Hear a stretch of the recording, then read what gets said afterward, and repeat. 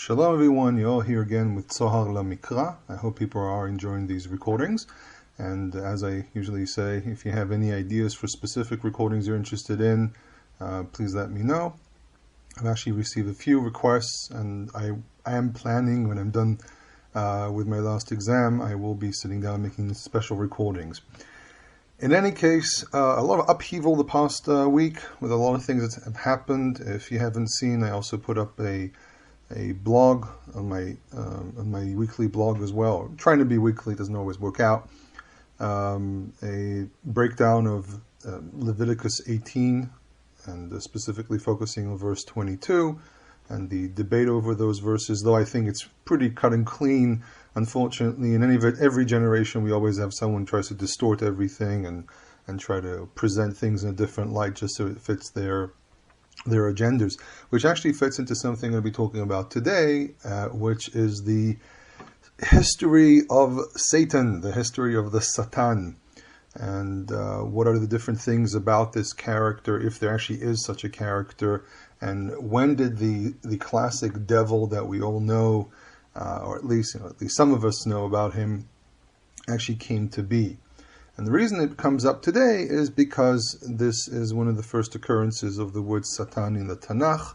Actually, if I'm not mistaken, it is the first occurrence of the word Satan, and we need to first of all understand what this word is and what it means, and what is the origins of it, and so on. I know that other people have spoken about this subject. I personally have done a recording about this several years ago. But it's always good to go back to certain pieces of material, because this subject actually deals with a very, very important element that unfortunately is very common with a lot of people. Doesn't matter which faith they come from. They're presumably monotheistic, but then they start believing in things that actually seem to be more pagan, or to actually call it by its name, dualistic.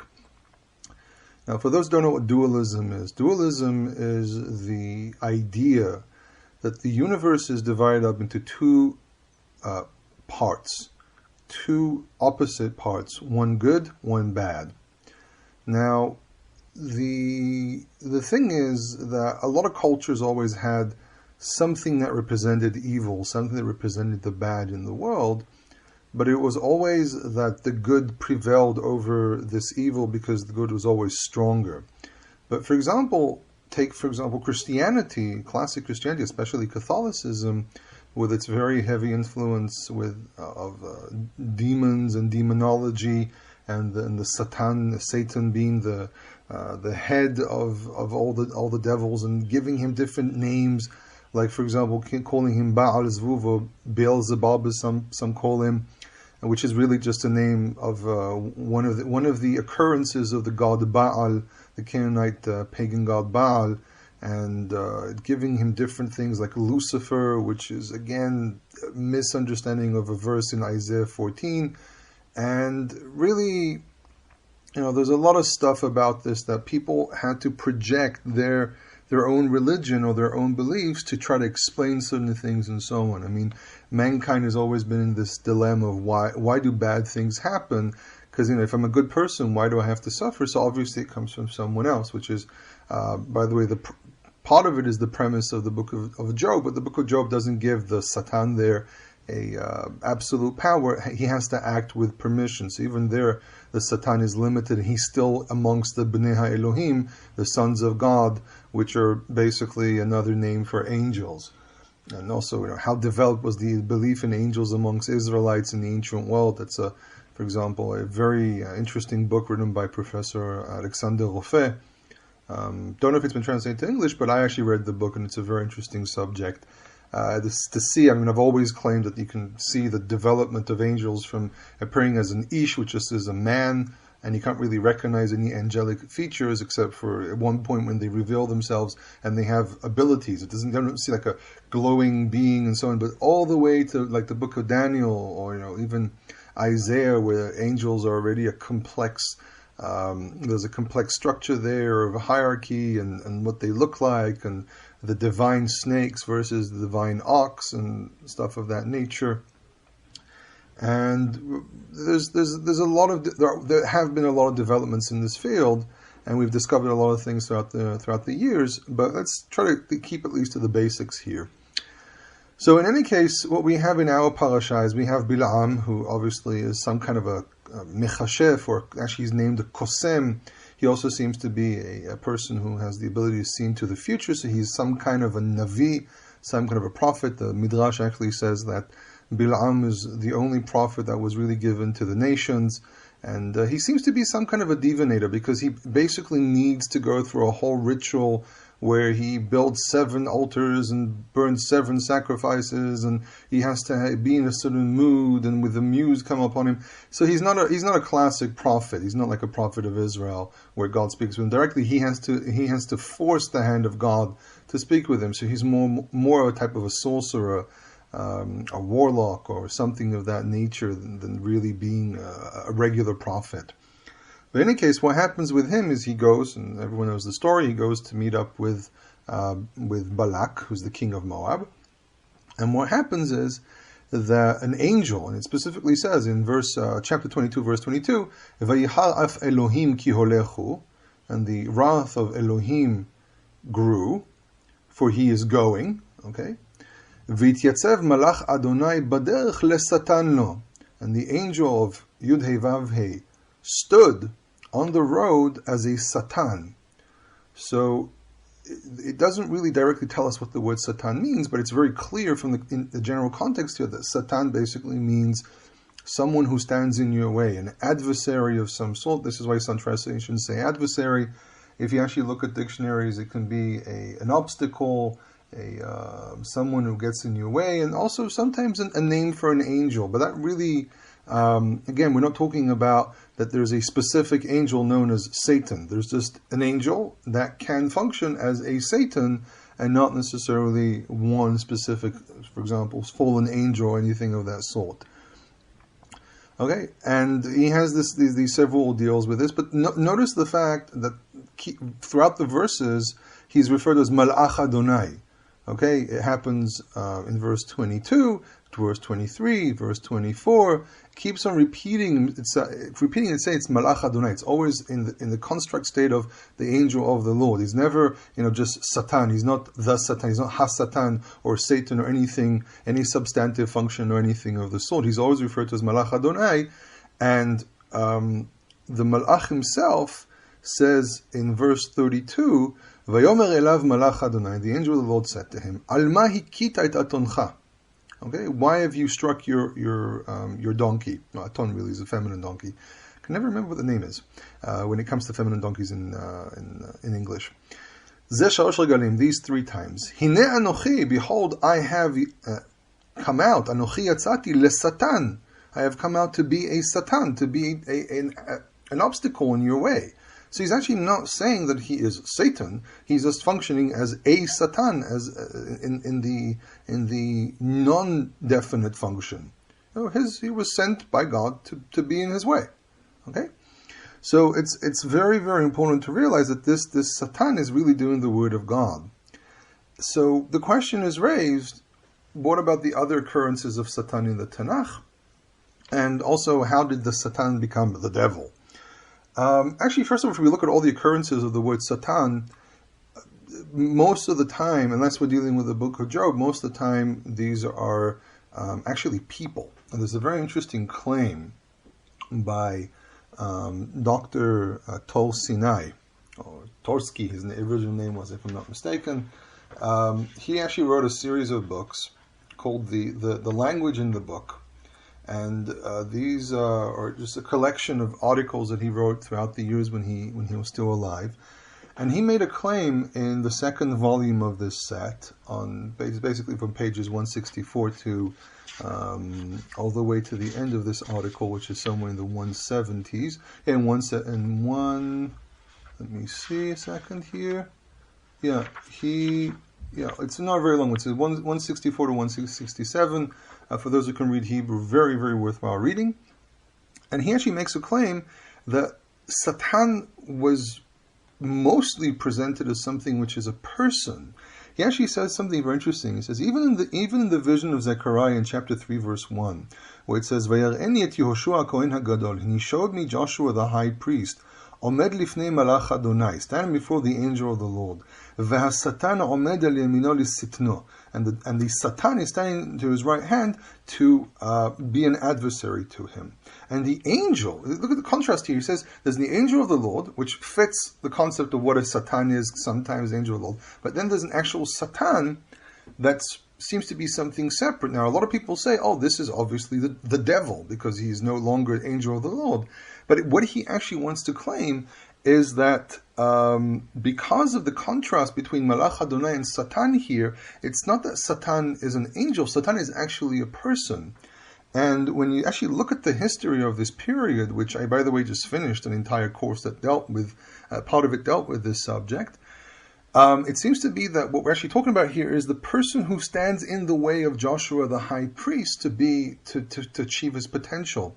And in that time, there were several people who lived on the eastern side of the Jordan River, the Paha or Peha, which is the official of the Persians, and other people like Geshem Ha'aravi and Tovia, or Tavel actually they call them, but it's really the house of Tovia. There's a whole thing I can talk about, the subject of who is Tavel, and all these different characters. And it seems to be that the high priest at this time, as it's mentioned in the book of Nehemiah, the high priest was actually married to the house of one of the adversaries of Judah. And the book of Nehemiah and Ezra and Nehemiah both emphasize the fact that they're the adversaries of Judah and the return to Zion. So they're actually saying that this person who actually stands in the way of Joshua, God is telling him through the angel that person will no longer be able to stand against Joshua the high priest and prevent him from reaching his potential of being a righteous man and so on. So Tol Sinai actually wants to make this claim that the Satan, in many, many occurrences, it actually is a person and not the devil, especially a focus on Zechariah, because that's actually a verse that's seen by many to be a situation of an actual devil or something. Then we also have other occurrences, like for example in the book of Kings, we have a verse, for example, 1 Kings 5:18, En Satan ve'en pegara, there is nothing standing in our way and there is no harm. Or for example, chapter 11, verse 14, Vayakim Adonai Satan Shlomo et Hadad, and this is clearly a person. This is most definitely not an angel. And really, if you look at all the verses, for example, in the Book of Kings, it's always a person. Okay, he brings up Hadad, Rezon, and there's even verse 11:25 says, "Vayhi Satan Yisrael kol yemei Shlomo." And he was an adversary to Israel. Or Chronicles, 1 Chronicles 21:1, "Vayamod Satan al Yisrael." And again, this doesn't seem to be a devil or it's just an idea that came up that became an obstacle in the way of Israel. For example, Psalms 109 verse 6, "V'Satan ya'amod al yamino." Doesn't necessarily have to be a devil. It just has to be someone who stands in their way. So really, out of all the occurrences we actually have, there's really only in the book of Job that we actually have a character who is who's really a separate entity present as the devil. By the way, that can actually help us try to date the book of Job, because the concept of the Satan seems to be more highly developed through the Persians, especially through Zoroastrianism, that is one of the main sources of dualism in the world. And the Zoroastrians believed that there are two. Well, first I have to say who Zarathustra was and so on. So he was actually a Persian man who lived about 2,500 years ago, and he basically did something very interesting. He kind of reversed everything in the Persian world. He actually turned all the good gods into bad gods and the bad gods into good gods, and made certain gods non-gods and so on. He kind of reversed everything. This is according to Tamal Hindi, who is an expert in Zoroastrianism here in Israel. And what happened there is that he basically claimed that there are two gods, the two main gods. There's Ahura Mazda, who's the god of the light, and he knows all. And there's Ahariman, who is the god of darkness, but he does not know all. he is aware of a Hariman is aware of Ahura Mazda, and Ahura Mazda is aware of a Hariman, and they both have 7 beings that help them, which kind of reminds me of the whole idea of the 7 archangels. But the point is that even in the Zoroastrian faith, the good God is actually stronger because he knows more, he has more power and more control. But there we really see this contrast, this break into 2 separate parallel existence, which also explains the idea, for example, heaven and hell being 2 opposites, one light, one dark, one above, one below, and all these different things. So the influence of Zoroastrianism on our world is actually immense. You would not believe how much it's actually influenced the world we live in. But what's very interesting as well is that the Persians and the Zoroastrians never really came to be until the middle of the 6th century. The temple was destroyed in 586, according to the common calculation. But quite a short while later, something like, somewhere in the 540s, the Persians actually took over. They took over the Babylonians. And what that developed into is a heavy influence of not only Persian faith, but also Aramaic. This is why, for example, big sections of Ezra and Daniel are actually written in Aramaic. Though Aramaic was already a lingua franca at the time because of the Assyrians that employed a lot of Aramaic-speaking scribes. But in any case, what we do see is that around this time, this is where some of these concepts come to be. And it started sifting through into the Jewish faith that by around the 2nd century, we start seeing some of the first Dead Sea Scrolls, especially books like the Book of Hanoch, the Book of Enoch, and Jubilees, and for example, some of the rules of the congregation. We find these elements of there's this power that stands in opposite to God, but not as if is absolute power, but we start seeing a high development of this being.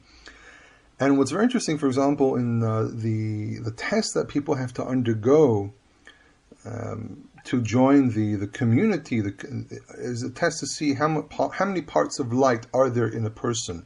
They also believe that people were divided up into 2 categories.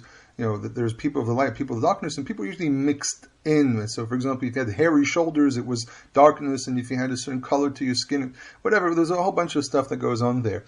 So we start seeing that, first of all, the people who wrote the Jewish Apocrypha were heavily influenced by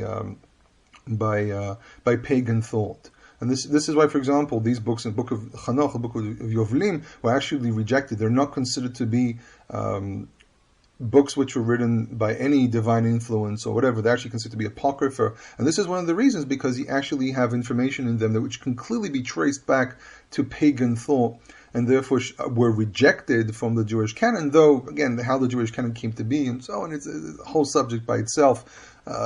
People throw things around about this, but really to study this material takes a while. And what we do see is also a development in who this Satan is. And there's a very interesting series of books, a very, very long series of books, like something 11 or 13 volumes, by Dr. Yosef Dan, who is an expert in the development of Kabbalah, the development of the esoteric writings in Judaism. And what he actually shows, especially through the work of Dr. Rachel Eliur, who's really an expert in, again, Kabbalistic writings, but anyone who goes and dives into Kabbalah also starts realizing the influence of the Dead Sea Scrolls, and like specifically the Book of Hanoch, Yovlim, Serach HaYachad, and books of that nature, the Psalms of the Sabbath as well. They had also obviously the war between the sons of light and sons of darkness. That's a very clear division of good and evil in the world. What they actually come up with is that these books developed the whole idea of the devil and the angels that rebelled and so on, but they didn't come to this because they had some kind of a tradition or because they had knowledge that was revealed to them. It really came from a combination of certain faiths that were mixed into Judaism, together with interpreting verses, for example, the Nephilim and the sons of God and the daughters of man and so on. And other thing that he also points out here is that the employment of Satan. There was this question that people kept on asking themselves, and I am convinced that people come from a Christian background will immediately say, we know this.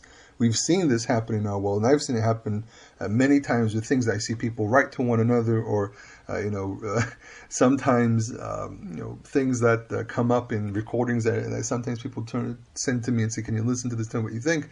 Is the employment of the devil as the reason why someone is doing something wrong, and he actually points out that there are certain occurrences in the Dead Sea Scrolls.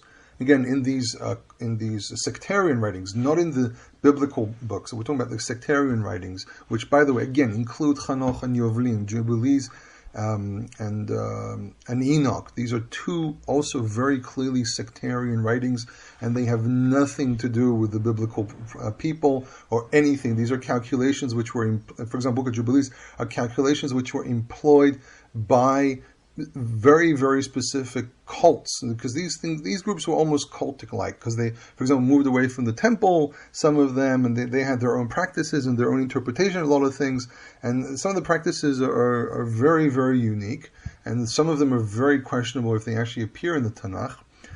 And it's quite possible people saw them as a cult as well. Though Josephus calls them a philosophy, I'm very doubtful if you can actually look at them as a philosophy. He was trying to explain these things more in a Greco-Roman way of looking at things. So you have to be kind of careful with some of the terminology Josephus uses. But what Yosef Dan actually presents is the development of the character of Satan and his employment in accusing other Torah keepers as being influenced by the devil, being the synagogue of the devil, or some people recognize as the church of the devil, and that the devil is really one causing them to do this to scare people. And we also have to understand that at this time, people believed in demonology like you wouldn't believe. The exorcism was a very, very common thing.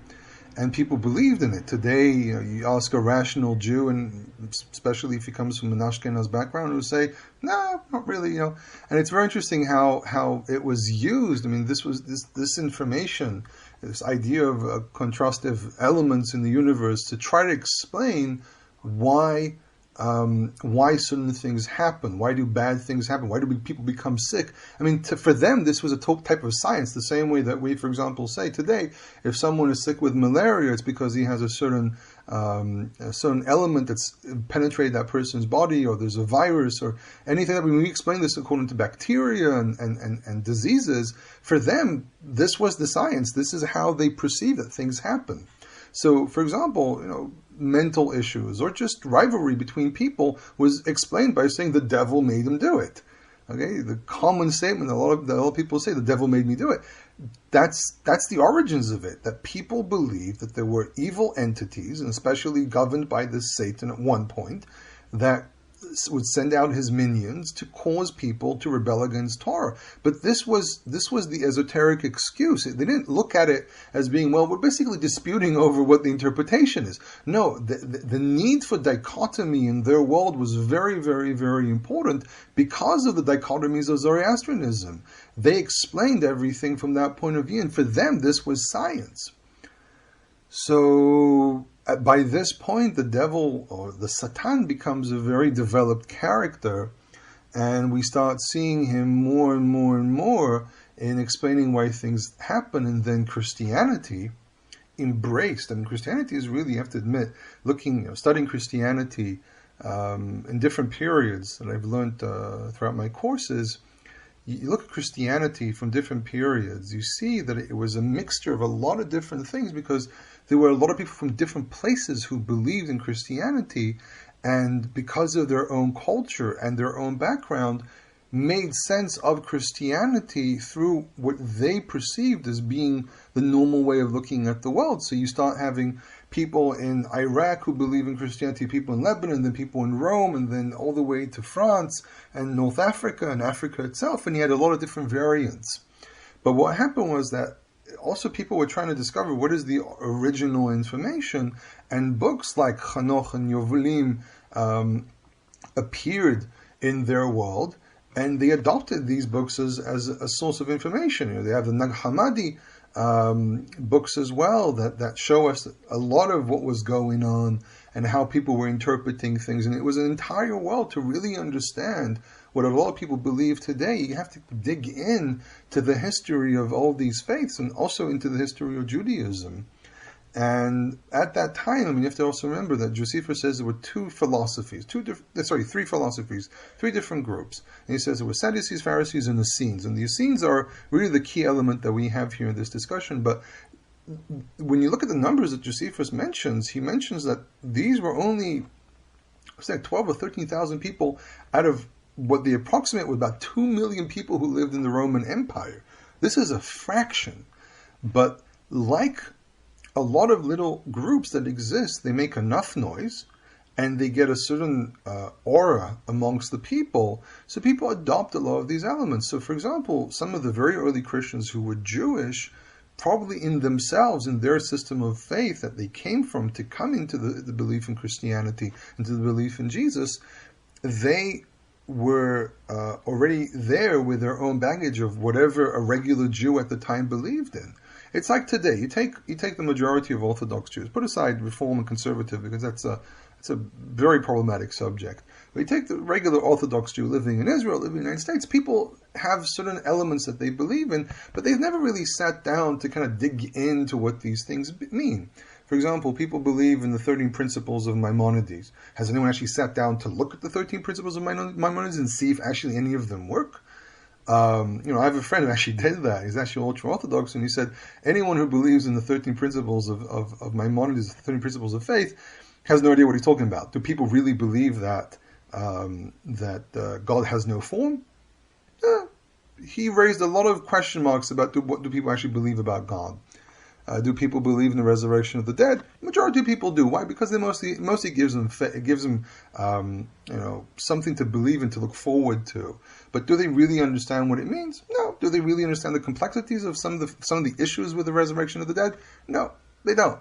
And that's the thing. So even back then, people came in, they had these influences from the outside, influences from different places that they came with anyhow into their faith, into this new faith, and it influenced everything from that point, because the first teachers were Jewish. The first teachers came with this information. But then later on, obviously, when the church fathers, the known famous church fathers already, the 2nd and 3rd centuries, who were not Jewish, because the Jews who led the first churches kind of vanished. They kind of evaporated. And also the Romans, after the Great Rebellion and the Balaq Rebellion, people were trying to distance themselves from the Jews of the time because of the rebellious nature a lot of Jews had towards Rome, and they were trying to make Christianity a popular religion. It took a while. Again, they were still persecuted because they were also, in that case, they were recognized, especially if they were pagans that converted to Christianity, they were recognized as traitors. They weren't seen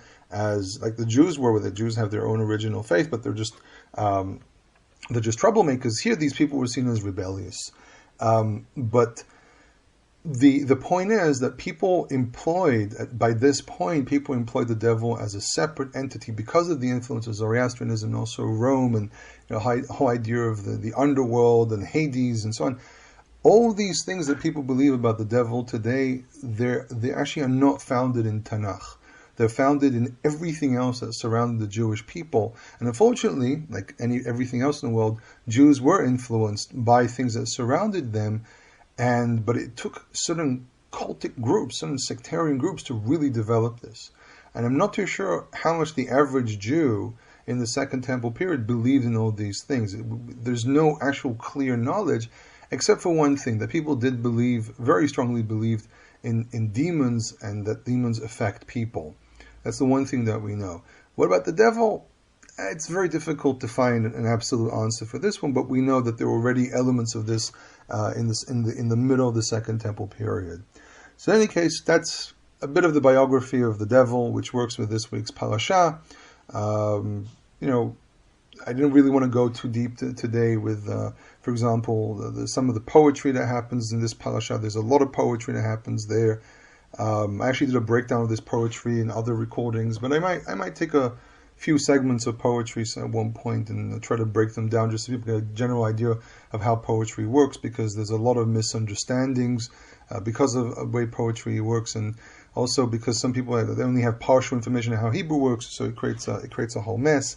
Specifically, someone showed me this week a breakdown of Deuteronomy 12. Someone tried to prove that you can eat unclean animals because of a verse there that says that the clean and unclean both shall eat it, and he completely misunderstood how the pronouns work. But apparently this person has some influence. So if you ever hear of this type of interpretation, I guarantee you it is a lot of nonsense. It's out of context. It's misunderstanding how pronominal suffixes are positioned, how they function, double positioning, and so on. If you hear this type of thing, just do yourself a favor, completely ignore it. I have no idea who this person is, but I guarantee based on what I read, this person only has very, very partial understanding and has come up with very, very problematic interpretations, which is the same what happened here with the Satan. So I hope everyone enjoyed this recording. Unfortunately, the books I referenced to are all in Hebrew. There's nothing I can show you in English in this one. There are several books that came out and loads of articles, and you can do the research yourself, but I presented based on the types of books that I read.